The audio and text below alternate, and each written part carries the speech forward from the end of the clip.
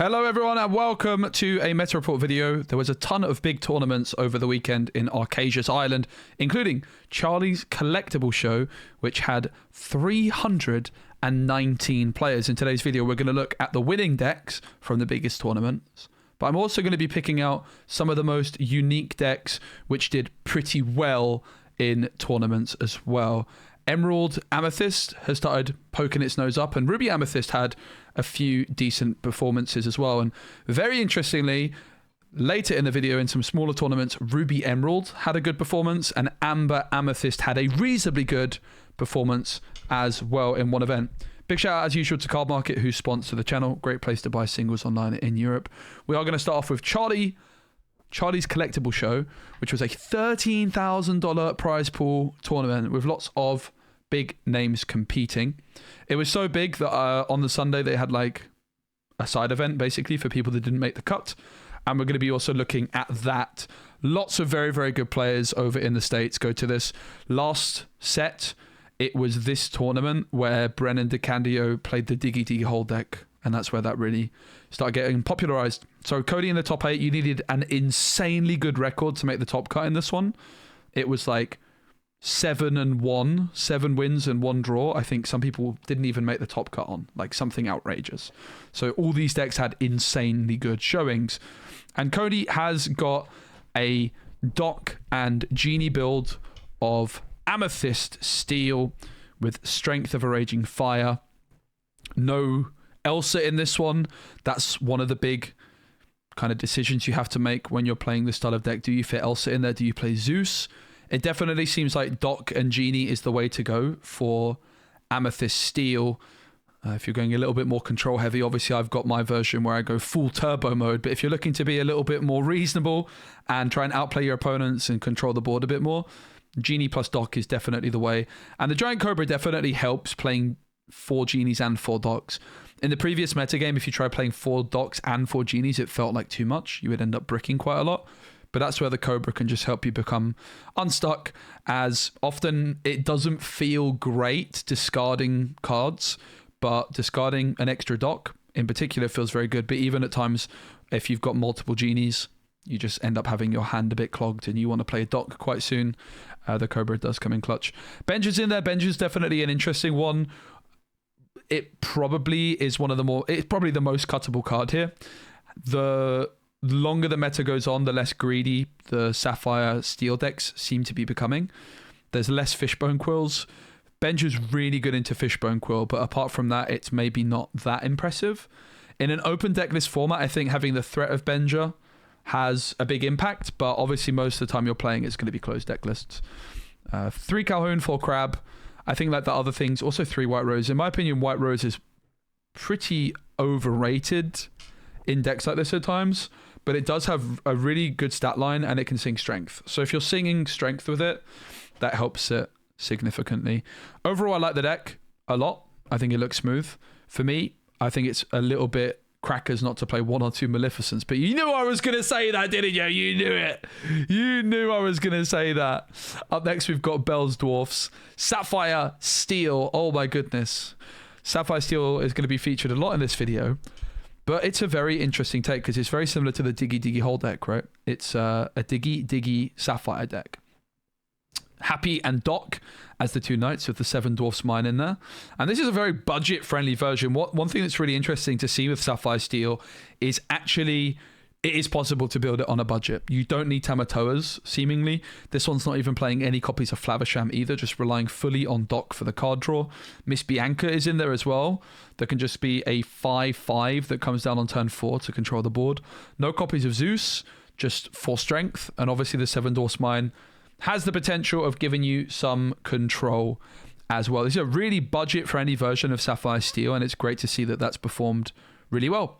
We've got Ruby Sapphire by James Gray also in the top 8. This one has Kuzco Selfish Emperor, which is going to be really good up against the Mukduk Manners in particular. But also, as you're going to be seeing later in the video, Ruby Amethyst might start sneaking into the metagame a little bit, again, with the library in particular. And the Kuzco Selfish Emperor can definitely have a big impact there. This one's got 1 Lucky Dime with 3 Tamatoas and 4 Sapphire Coils. I think a big reason the Sapphire Coil does make the cut in these decks is because it's simply an inkable item that you can use with Hiram. So rather than going for an ice block, which is uninkable, you have a card which is slower to get up and running because it costs more. You can't play it on turn 1 and you can't play it on turn 2 the same time you're playing Sail. But ultimately, it means that you're playing less inkables in your deck. And I think that's a big reason that people are playing 4 Sapphire Coils. I still don't think the card is that spectacular, but it's just an inkable item. And that makes it very strong. It's an inkable item which can have a huge impact. Sapphire Steel by Lamb Chops. Now, Lamb Chops is a very well-known player in the community. They missed out by an absolute inch on World Championships qualification as they finished in the top 4 in Australia. And then when that pass-down invite happened after the Racklem drama with the Magic Broom Goat, it wasn't Lammy that got the pass-down. It was somebody else. So he was inches away from World's qualification there. And he is very well known for playing Sapphire Steel before it was the top meta pick. And he's stuck with his guns and he's still playing a whole new world, which is really interesting to see. Such a well-established Sapphire Steel player sticking with their guns of playing a whole new world. Obviously, the synergy that you have there with Fishbone Quill and a whole new world is tremendous. Miss Bianca, a great new addition into this style of deck because she can sing a whole new world. Cogsworth obviously has Ward. Also playing 1 copy of Arthur, which honestly I'm going to have to click to remind myself what it even does. When you play this character, chosen character gains Challenger 2 and Resist 2, and can challenge ready characters this turn. So the ability to challenge ready characters could be really strong in a mirror. Like imagine you're able to take out your opponent's Tamatoa Happy as a Clam before it quests. 1 copy of Aerial, 2 Twin Fires to deal with the potential onslaught of aggro. This will be really strong against Amethyst players, especially if they're not expecting it, as will that 1 copy of Grab Your Sword. Only 3 Fortispheres and only 3 Bells is very, very interesting. Also not playing Storm or Strength, despite that synergy there with Bell. And also has Bell Strange but Special in there. Jim Hawkins Cabin Boy, which gets +2 Challenger every time you ink. So if you ink twice, it's going to be a 4/4 on your turn. Very, very fascinating deck from Lamb Chops indeed, who finished in the top 8. Into the top 4, and it's time for Ruby Amethyst. Now, this deck we actually already covered on this channel because this is the same list. Pretty much, it might be slightly different to what Domingo played in the LCC this week. And when I saw it, I was like, yeah, okay, it's a deck.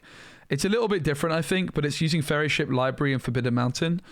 I have watched some gameplay of this deck, and I do think that this is the general way for Ruby Amethyst to go.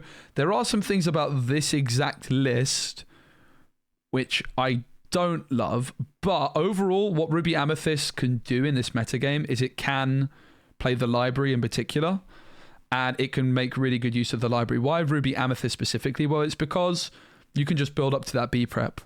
B prep plus locations is a really, really strong combination. You've also got Maui, which is really strong with locations because your opponent's sort of incentivized to challenge into things. And then that just leaves you having some really good Maui targets. It slows them down because they're trying to challenge into your library. So you don't need to win super quickly. And then B prep is just very, very strong against Sapphire Steel in particular, really. Obviously, you guys already know, Chernobog's followers, I'm going to say why you're not playing 4, but I mean, in fairness, like, if ever there was a time, really like a big weakness that Ruby Amethyst has at the moment is actually in this 2-cost department. Flynn Rider is really out of fashion right now, and if you're not playing Flynn Rider, the big question is, what 2 costs do you want to play? And I would actually wager, maybe apart from Snake, you don't even want to play anything. You could just go more heavy on 1-drops. I think the Fairy Ship is also a really good card. I'm actually considering playing it in my Amethyst Steel deck as well. It's a very, very strong card in this metagame. Just 4 willpower on turn 1, hard to deal with. But yeah, you could maybe just rely on your turn 2 just being multiple 1-drops. Like Amethyst can do that very, very strongly. So it's definitely an area of weakness now that you can't play Flynn. But this Queen of Hearts is also an interesting card. It's a 1/4, and when this character has damage, she gets +3 strength. I guess like the question is how do you get her damaged so she's not just sitting there as a 1/4? I mean, you could challenge something. It's just a bit of a weird card, isn't it? Like, I don't think it's bad. I think it's got potential. But if you're not using something like Teeth and Ambitions to actually intentionally damage it, I will wonder how good it is. When it is damaged, it's going to be a 4/4, kind of. It's going to have 4 strength anyway, and that is a lot. Can take out Scrooge McDuck. So I can see it like in this metagame being relevant up against Scrooge McDucks. I just wonder, like, if you can't damage it yourself, how good is it? The other cards that you could play in this 2 cost slot, you've obviously got Flynn Rider. You've also got this Forbidden Mountain card, which I was also quite critical of. There's only 2 copies of it in the deck now. Obviously, locations do have quite a lot of impact against Sapphire Steel in particular, and if you can just have your Forbidden Mountain sat on the board for a bit, it can do something. I really struggle to see how it could be worth it. You've also got Kuzco in the 2 cost mark if you want. It's not a card I'm a massive fan of, but it does have synergy with the Crab. It has synergy with the Library and with the B-Prep. So Kuzco is also an option in it too. That's really the biggest area of weakness for Ruby Amethyst now that Flynn is off the menu. Now, with the rest of the deck, I think you definitely want to play 4 rabbits, and I definitely think you want to play 4 snakes. I'm probably going to do my own meta report video quite soon where I have my own builds of the deck. Because you want to... It's just very similar to what we saw Ed do to win the North American Championships. You want to spam rabbits, you want to play snakes, you want to draw a bunch of cards, you want to get into your goat where you can start going like B-Prep plus go and B-Prep plus the library and all these kinds of plays. So I don't think this is a super optimized list, but I think this general shell, this general concept is still going to be the way to go. And I do think that Ruby Amethyst has a really good shot of making a comeback. But yeah, I would strongly recommend just playing 4 of all the 1-drops, including the ferry ship, 4 snakes, 4 rabbits, 4 friends, 4 B-Prep, 4 ferry ships, 4 libraries, probably 4 brawls as well, to be honest with you. But obviously this deck performed really, really well. So big congratulations to Zeke the Beast. That's just my opinion. Obviously you guys can feel free to disagree. Dragonfire is interesting. I think Lady Tremaine and Beaking Undisputed, I think is a card that a lot of people have forgotten about, but I think it's a really strong card. I do like it a lot. Singing that with a rabbit sounds like it could be pretty strong with the location setup. So yeah, Ruby Amethyst locations. Again, the ferry ship's a good card. The library's a good card. I'm still very unconvinced by the Forbidden Mountain though. But yeah, big congratulations to Zeke holding it down with Ruby Amethyst. We've got a few more Ruby Amethyst decks to look at in this video. We've got Lucas up next into the top 3 on Ruby Sapphire. It's also worth noting, by the way, that this the Amethyst Steel deck actually did lose to the Ruby Amethyst deck. So that was the downfall of this one. Wasn't quite quick enough to beat the Ruby Amethyst deck in the top 8, which is obviously not the normal matchup that you're going to be anticipating to play as an Amethyst Steel player. But yeah, top 3, I think it was all Ruby Sapphire. And this one is on a Pirate's Life. It's on 4 coils. It's on the Half Shark and the Tamatoa. Quite a lot of different special cards. Obviously, like the hideaways there for the mirrors. Still on Grammatala. No Scrooge McDuck. That's the other thing that you can do. The thing is, Ruby Sapphire just have so many different cards now. There's many different ways you can go about building it. But the Vitalosphere seems like a really good card at the moment for Ruby Sapphire. Again, being able to suddenly turn your cards into things that can remove locations, like your Half Shark could suddenly remove a McDuck Mana in one swoop and all that sort of thing, does seem very impactful. Into the top 2, there is another Ruby Sapphire, but this one has 4 copies of Scrooge. And obviously, if you're playing Scrooge, you want to make sure you're playing enough items to support it. So there's 8, 12, 14, 17 items. So your Scrooge McDuck is hitting about ballpark of 70% of the time, something around there, maybe slightly higher, 72% or something like this. So Scrooge is hitting relatively often, and obviously you've got the potential of playing it for free if you can get down Popsicles and Vitalospheres. The Tamatoa can therefore get quest for a lot, and it's also playing 4 copies of Tamatoa happy as a clam. Kuzco's in there, Medusa's in there, 4 Vision, 2 big dragons as well. Very, very interesting to see the different setups on Ruby Sapphire. But the tournament winner was Hector on Sharknado. And Hector, who took down the whole tournament, is on 3 coil, 3 Vitalosphere. So really valuing the Vitalosphere there. 3 a Pirate's Life, 2 B-Prep, 1 Let It Go as an option. Obviously with the Half Shark, that helps. 3 How Far I Go, 4 Brawl, 1 Hideaway. And yeah, big congratulations to Hector for taking down a 300 plus player tournament. But that's not the only decks we're going to look at from Charlie's Collectible Show, because on the Sunday, they also hosted another event. We don't have all the data for it at this moment in time, but you can check the link in the description to see if there's more data that gets posted soon. But I wanted to take a look at these Amethyst Emerald lists, and there's actually another Amethyst Emerald list which we're going to look at, which won a tournament in Belgium, I think on the Saturday or maybe even on the Friday, and maybe inspired some of these decks. And it really focuses around using Diablo.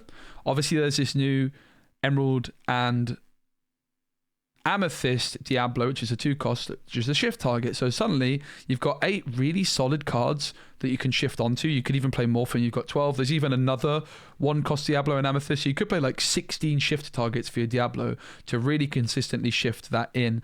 But Traverse Tavern, not wanting to play that other 1-cost Diablo, which is pretty pants. Does have some China Box followers though, no room for the Magic Broom. And the general idea is you shift in Diablo and you sing stuff with Ursula with Sudden Chills. You can discard their hand. I have always been a big fan and believer actually of the discard decks for Emerald Amethyst. It's not a deck I've played in a long time, but I did win a Stitch Champion mat with a discard Emerald Amethyst, utilizing a lot of similar cards. It was before Diablo existed, but Ursula singing Friends and Mother Knows Best, very, very underrated. And Ursula singing Sudden Chill is never really bad. So Emerald Amethyst has always been a very strong meta deck, but it's really struggling to find a home at the moment, or at least it was to begin the set. But it definitely looks like this all-in shift Diablo is a good approach. No room for the Hidden Cove in this one, which I wouldn't be surprised to see the Hidden Cove sneaking into these lists if you're relying on shifting Diablo that much. And Diablo being able to sing Mother Knows Best is quite interesting as well. You can't sing Bare Necessities like you can in Amber, which is a really powerful combo. I do think that Diablo in Amber is particularly strong in this current meta game. Diablo definitely in general just a card to keep your eye on, I think, as the meta develops. I think it's really, really strong. And a Mushu deck got into the top 16. In this tournament, it was still a lot of players, 153. It was a side event essentially, but it was still a 3K, right? I say it was a side event because the top cut was the top 8, right? But yeah, Mushu, your worst nightmare. I mean, that is an incredibly impressive performance, getting this deck to do so well. A lot of you will have watched my streams and known that it is very difficult to get this deck to work consistently. So what is the overall game plan? Well, Snake Chips has definitely got a relatively aggressive build with cards like Mr. Smee in there, as well as the Super Goof. Of course, Mushu is the big top end, and there's also 2 copies of the RLS Legacy. Really fascinating to see they've actually got 3 copies of Sheer Calm. Whenever one of your characters challenges another character, gain 1 lore, and they're relying solely on Doc for the card draw, but only playing 3 of them, which I do find a little bit surprising, that if Doc is your main card draw tool, it might arguably make more sense to play 4. Also, no copy of the Seven Dwarfs Mine, which is a card I played in my version, which I quite liked. as just a similar sort of concept with your RLS Legacy. These decks are really hard to build. Prince Eric's in there, Captain Hook's in there, so they really are inviting the opponent to challenge, and they don't have that much questing power. No Beast Tragic Hero in this one either, which is like another card draw tool you could use. Jasmine's in there. Whenever this character quests, each opponent loses one lore. 4 copies of Lawrence. And Grandmother Far, whenever this character quests, you may give chosen character of yours +2 strength. And also this Jafar Aspiring Ruler. I really do love this card. Very cool to see such a good performance for Mushu. I do think that Ruby Steel is still lacking a little bit of something, but this Mushu card is a really big step in the right direction, and I don't think this color combination is now far off being a competitive force. I just don't think it's there quite yet. Based off the testing I did, which is quite a lot actually. Into the top 4 of Charlie's Collectibles Show Day 2, the 3K, we have Sapphire Steel, to nobody's surprise, with Mulan as the 1-drop, as well as Belle and the Fortisphere Popsicles. There's 4 Storm, there's 4 Strength, which is something I've been suggesting might be the best way to go. I also always love to see Alice in these decks. I think she's absolutely phenomenal, combines really well with Pluto as well. Like an Alice on 3, giving your Pluto ward just turns your board into very, very difficult to stop. You've also got Baymax to heal the Smee. You've got Cogsworth to protect the Smee, which is also really good in mirrors. Interesting to see Beast Tragic Hero, 4 Hirams, just 2 Docs. No sign of Tamatoa in this one either. Actual, no, I'm not. Also here, look what you made me do. This guy's a notoriously well associated with Ruby Amethyst, and that is what his title is hinting towards. He is playing Scrooge McDuck with 8, 12, maths is hard, 16 items. Not that many, probably looking at about a 70% hit rate on Scrooge, which is still not terrible. Possibly more if you're mulliganing your items away, for example. Belle's in there with 4 Storm, 4 Strength, 3 Zeus, 1 Big Hades, 4 of the Big Tammy, 4 of the Little Tammy, 2 Dimes, and also got the Selfish Emperor in there as well. But it has the Sail and the Tipo and the Quill. So lots of ramp potential there for Kendall. No, I'm not. I do believe this one was a top 4 split, but currently we don't have all the data for it. On to the next biggest tournament of the weekend. We have the quad case at Top Choice Gaming, which was a 95-player tournament. We're going to look at the top 8 deck lists from this one, starting with Niles on Sapphire Steel, pretty similar to the list we've been looking at before. Sorry, Niles, we're moving on, but congratulations nonetheless. Calvin is on Amethyst Steel. Oh my god, it gets my thumbs up. Honestly, this list looks very nice. 3 Maleficent. I feel like 2 to 3 is probably the right amount of Maleficents in this style of deck. If I was to play a list with without the burn stuff, without the story cards, with Chromacon, my list would look pretty similar. Obviously, I would play 4 Brooms. You guys already knew that, but I would probably be on 3 Maleficents. I think 4 might be too many. I would be playing Strength. I would be playing Genies, and I would be playing Docks. I'd be playing Crabs. Benja and White Rose, I think, are the main cards, and Calhoun. Those are the main cards that I think you could take a look at and consider replacing. I do think that White Rose is a little bit overrated. It's a very, very good card. Do not get me wrong. It's a great card, and it obviously helps quite a bit against Ruby Sapphire, but maybe if you've got the Maleficents, you don't quite need as much juice in that sense. 3 Cobras actually seems like a really realistic pick as well. I do think Cobra's a little bit overrated in these decks, but it's still worthy of making the cut because it really does allow you to play more Docks, more Genies. There's also a little bit of synergy in there with Maleficent. 4 Pete is pretty much non-negotiable. I do wonder in these decks if it's even possible that you could include a few more bounce cards. Obviously, Madam Mim Elephant never really caught on.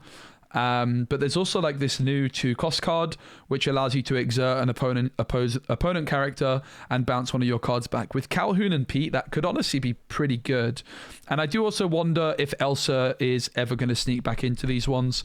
She is obviously a little bit more expensive than the rest of the deck, but she's so strong. And I think particularly if these Diablo decks continue to be quite strong, Elsa gives you at least a decent way of dealing with that. But I like the look of this list. It is honestly Amethyst Steel decks. You've kind of got two real routes to go at the moment. The rabbit setups are too slow. Like if you're trying to play rabbits, I think you're probably looking at Ruby Amethyst locations. If you want like a fair mid-range deck, you should probably play Sapphire. Well, if you want to play a fair mid-range deck, you can play this. But the best mid-range deck really in the meta is Sapphire Steel. So if you're playing Amethyst Steel, you need to be a little bit quicker than what Sapphire Steel can offer. Like otherwise, just play Sapphire Steel, right? So having a couple of Maleficents in there, I think 1 to 3 would be hard to argue against. I think 0 for me is just not enough. Like the power of the Maleficent with the bounce back. We don't need to talk about Maleficents. I can't help myself, can I? But this list looks good. I think Benja's an interesting one to keep an eye on. And I do think that people maybe overrate White Rose a bit. It's a card that I've started to move away from a little bit in a lot of my builds in order to fit in some other cards. I wonder how good like the 3-cost Jafar is in this deck, right? You could play Crabs and the Jafar maybe. I do think that card is a little bit underrated, just simply because it quests for 2. The Crab's probably better though, just because of its 3 willpower. 2 willpower is a bit bad in this meta against so many storms and strengths. Maybe even like some 1 fire the cannons or like some extra ways of dealing with Diablo might be necessary for this deck because discard's going to be a really, really tricky matchup for it. Into the top 8 still, we have Ruby Sapphire. We've looked at a ton of Ruby Sapphire lists and they all look kind of similar with just a few different ratios, but big congratulations to Dustin. Shiny Toys, another Ruby Sapphire deck, but this one is definitely worth taking a deeper look at because there is some different cards in here like the Maurice's Workshop, the Unconventional Tool. This card is really good. When this item is banished, you may pay 2 ink less for the next item you play this turn. So if you play the Unconventional Tool and then on turn 2 you banish it to play a Bell, you could play a Fishbone Quill or Maurice's Workshop on turn 2 for 1. That's pretty good. That is pretty good. So that's something to look out for. There's only 3 T-Pos, 4 Sails, only 3 Fishbones as well. So not going too heavy on the item build, actually, just with 1 Scrooge. But with the unconventional tool and the Maurice's Workshop, you'd maybe expect like a few more. Certainly I would, a few more item synergy cards, like the Bell Shift, like more Scrooges. Because some item builds for Ruby Sapphire is something I'm interested in trying out myself. Another Ruby Sapphire, this one also on some unorthodox items with 3 unconventional tools. And the Sword of Truth, banish this item and banish chosen villain character. Could be good in mirrors because you can get rid of your opponent's Tamatoas. And obviously banishing itself means that you can pick it back up with the Tamatoa. So that's pretty cool to see as a tech card. It's pretty expensive. And when I say pretty expensive, I mean, oh my goodness, it's expensive. Scrooge McDuck can put it into hand though. And Tamatoa, happy as a clam, can play it for free, right, when it quests. So that's a big deal. Sword of Truth. I can kind of see it. I think it's a one-off. I can get behind it. If there was 2, I would be more skeptical, but I like the idea quite a bit, actually, if ever there was a time for it. Anthony is on a item build of Sapphire Steel with Scrooge McDuck, 3 copies, Shield of Arendelle, Strength, and all the rest of it. This meta's not that diverse, is it, at the moment? We do have some Emerald Steel, discard, Diablo looking pretty strong. I think Diablo is really good for this metagame and looking good in this metagame, as I mentioned, and I think discard in general. Definitely interesting to see if this Emerald Steel is actually better than the Emerald Amethyst setups with discard, because traditionally you'd always rather Storm and Strength, but yeah, I don't know. I feel like into Bell, like Bare Necessities seems really good, honestly, with the Diablo decks. I definitely think Amber Emerald discard, Emerald Steel discard, and the Emerald Amethyst potential discard, or maybe just you go full aggro mode with the story cards in Diablo, I don't know. But Diablo's definitely got a place in this metagame. Only 2 of the big Pete's. I like the look of this list quite a bit. They've gone for Beast and Morph. Morph is going to get removed a lot, but it gives you an extra option to shift Diablo, which I do feel like this deck can do with at some point. And 3 Hidden Covets, investing heavily. I quite like the look of this one. Up next, Andrew on Ruby and Sapphire. 1 Great Stone Dragon, 3 How Far I'll Go, 2 Medusa, 2 Blue Cuzcos. All right, so I think that one was a top 8 split as well. So that's why we looked at the whole top 8. On to the next big tournament from this weekend. There was quite a lot. This one was a 74-player event in Belgium, and this was the tournament which really, I think, inspired a lot of people to play the Emerald and Amethyst deck on day 2 of Charlie's Collectible Showcase, because this was a Saturday tournament over in Europe with obviously the time zones. People would have been kind of aware, oh, did you see this tournament just won an event in Belgium? And it is very spicy. It's got the Diablo package. It's got Elsa and Cricky. It's got Ursula. It doesn't have Ursula Deceiver of all, actually, interestingly, but it does have 2 Prince Johns with Sudden Chills and Hypnotize. Interesting, there's no Ursula Deceiver of all, actually. I would probably have expected it. But Improvise is in there as like an extra action you can discard. I love Cricky, I have to say. I think it's an absolutely tremendous card. Elsa's amazing. I am definitely keen to check out some Amethyst Emerald. Diablo, mate. I've always been a bit of a Diablo hater, but Diablo might be the savior for the onslaught of the current metagame. Like, if you've got a speedy deck, Diablo can be quite difficult for Sapphire Steel to deal with, believe it or not, which sounds a little bit unintuitive. But they're probably going to have to sing a song like Storm, and you might be able to move into a cove. This one doesn't have it. But you've got Ursula 2 as well, right? Like, the turn you shift Diablo, you can Ursula 2 to try and discard what they're playing. So it's pretty damn interesting.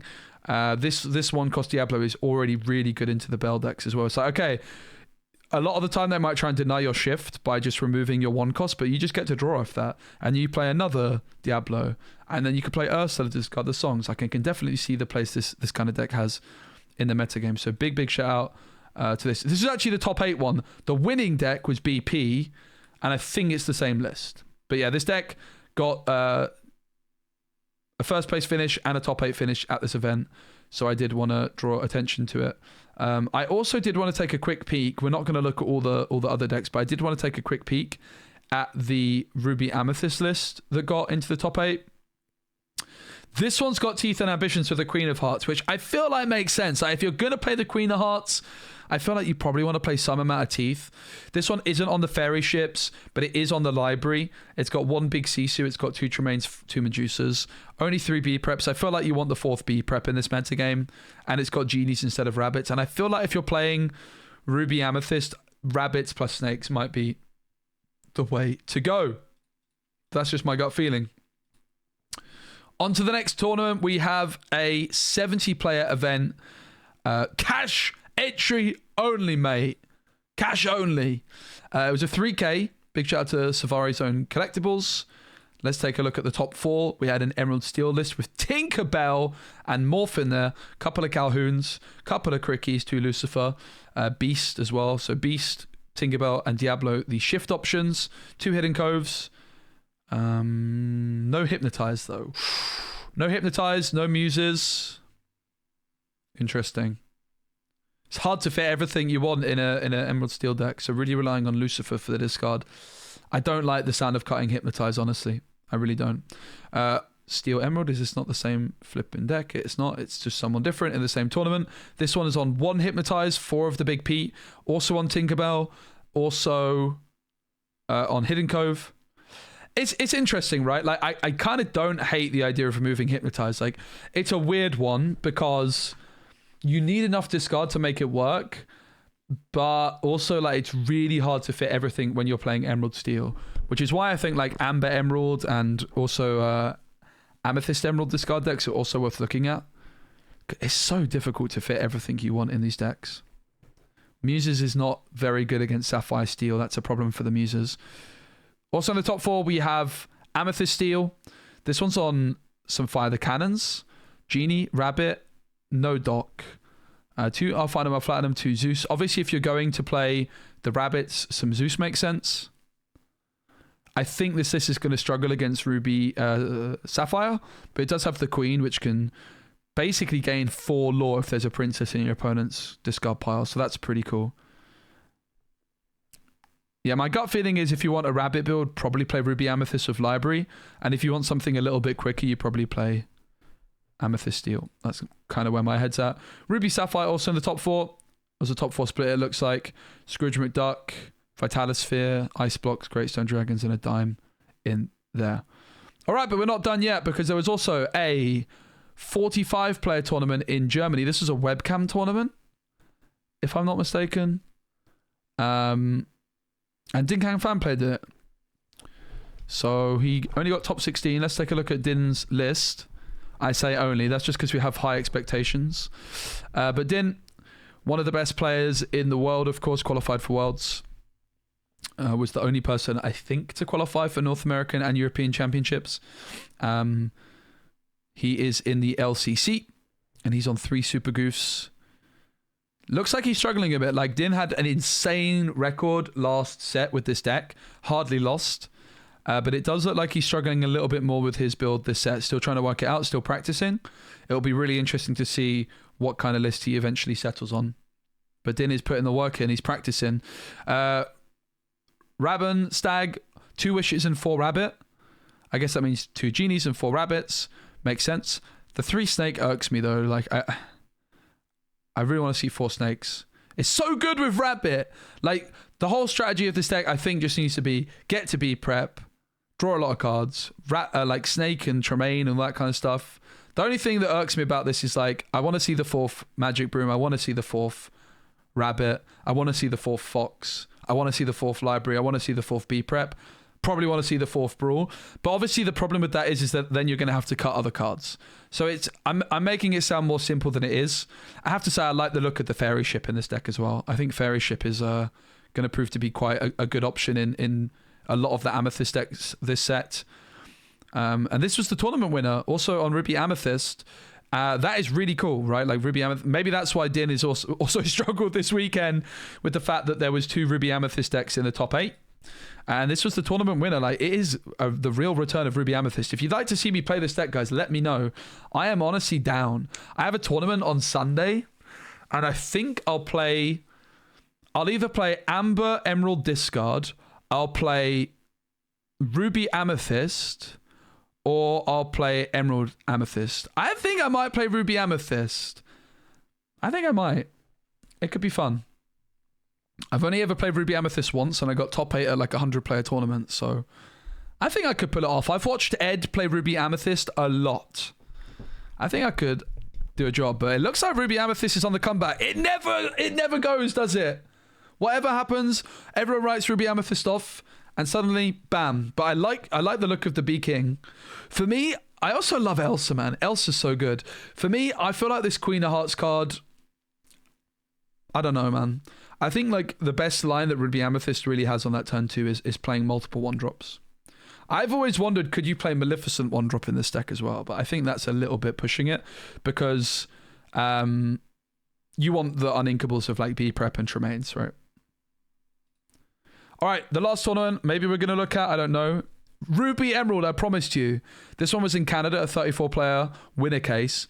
And Ruby Amethyst also in the top 4 here. But this one is what? I haven't even looked at it. I just saw the title, The Most Diabolical Ruby Am. I was like, yeah, I got to look at that.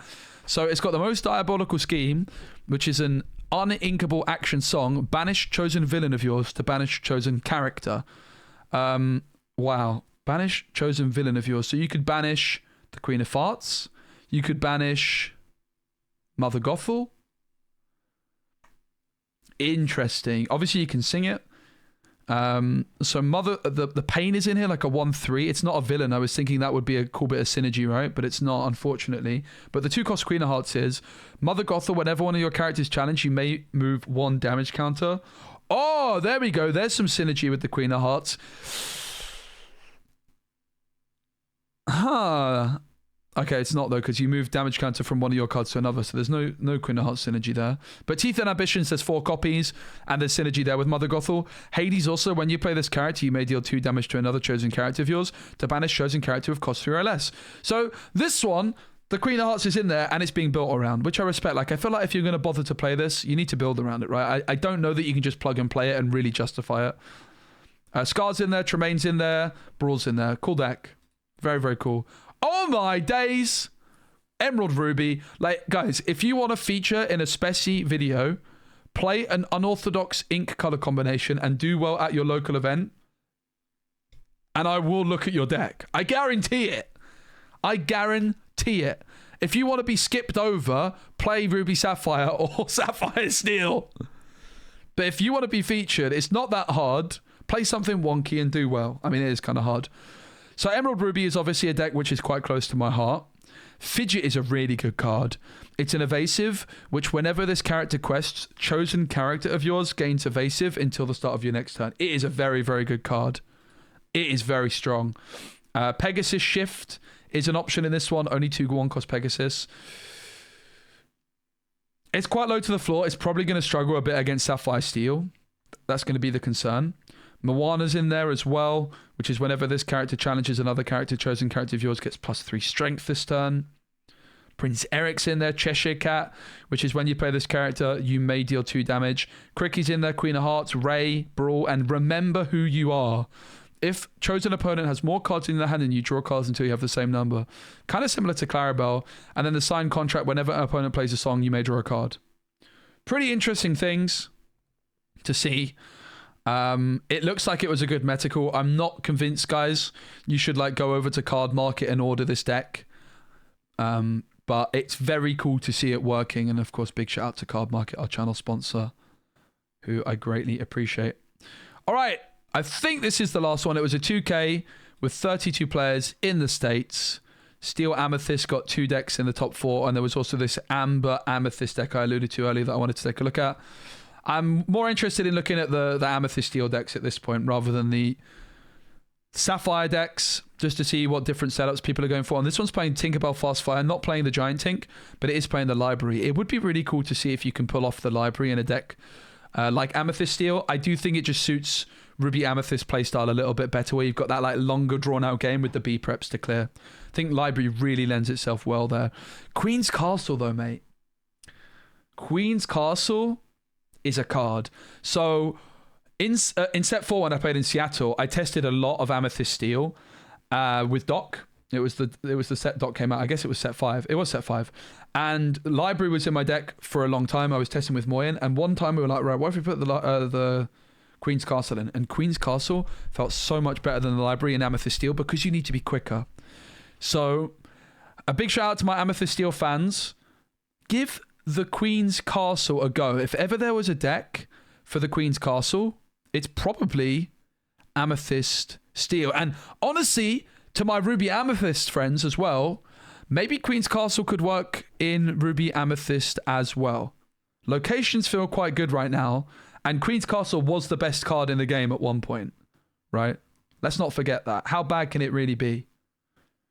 How bad can it really be? I do think the Library is better, but I think if you're going for a more aggro game plan, Queen's Castle really could put in some work with Pete as well. Kind of hard to, like, for your opponent to remove some of your characters, right? Play like a Queen's Castle and then you play a Pete and move some stuff into your Queen's Castle at the right time. Could be good. It really could. The other Amethyst Steel one, this is on Pete, it's on Zeus, it's on Genies, it's on Doc and Calhoun's and Cobras.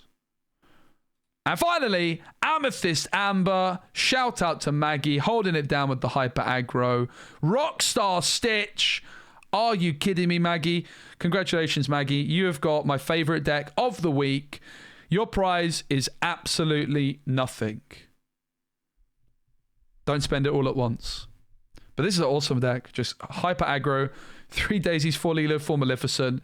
Rockstar Stitch. Hello, Pinocchio, Simba. What a throwback deck. And the Queen's Castle's in there as well as the Chernobog. Big shout out to Maggie. Big shout out to everybody and all the tournament organizers. And for Inkdex for compiling all this data. I really appreciate you all watching. Thanks again to Card Market. If you have been watching this far, guys, this week I'm doing a Star Wars Unlimited challenge. I am going to be playing this card game for 100 hours, trying to get as good as I possibly can. I basically have played only starter decks, but tomorrow I start my challenge. So from Tuesday to Saturday, I'm in full Star Wars Unlimited mode, working on a big project for a video. I'm going to be doing some live streams. Come hang out. And then on Sunday this week, I'm going to be in Sweden. I've got a tournament in Sweden on the Saturday for Star Wars. And on Sunday, I'm doing Disney Lorcana. So let me know in the comments, what deck should I play on Sunday? Thanks all for watching the video. Give it a like if you enjoyed. And see you all soon.